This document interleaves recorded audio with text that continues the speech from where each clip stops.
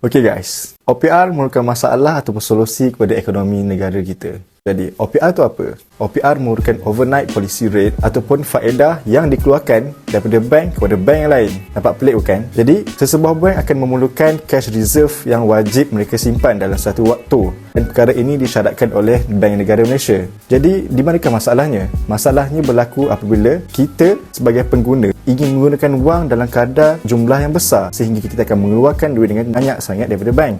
Sesebuah bank akan terpaksa untuk meminjamkan ataupun meminjam duit daripada bank lain. Di sini akan berlakunya pinjaman ataupun interest dalam pinjaman tersebut.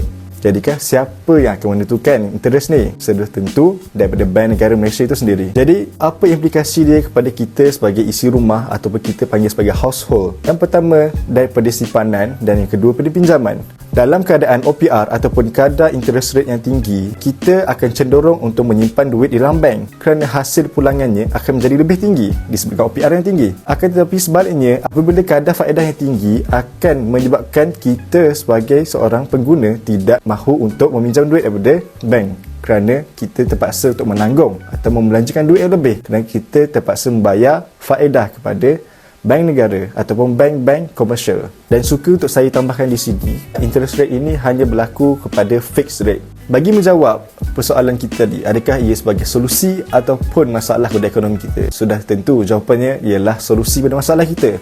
Kerana apa? OPR merupakan inisiatif monetary policy yang dikeluarkan oleh Bank Negara Malaysia bagi mengawal isu inflasi dan juga isu ekonomi yang berlaku di sesebuah negara.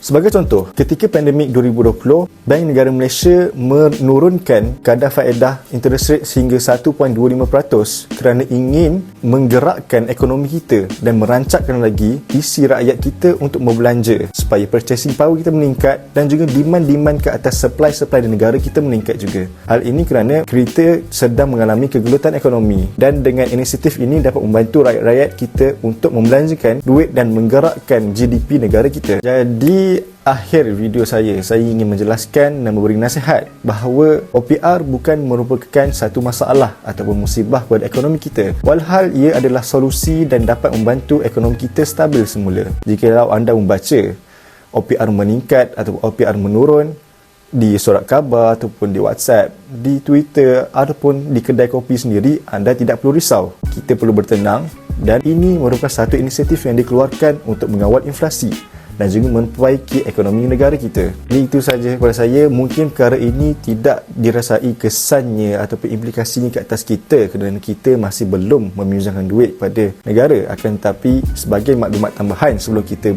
mula bergerak ke alam kerjaya dan sebagai satu added value kepada kita sebagai seorang mahasiswa.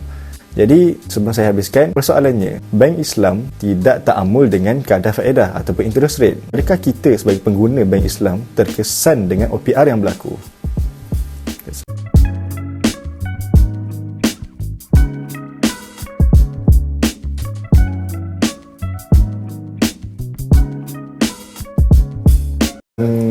Serius lah? Jangan tinggal aku tu. Lah, tak ada apa kan.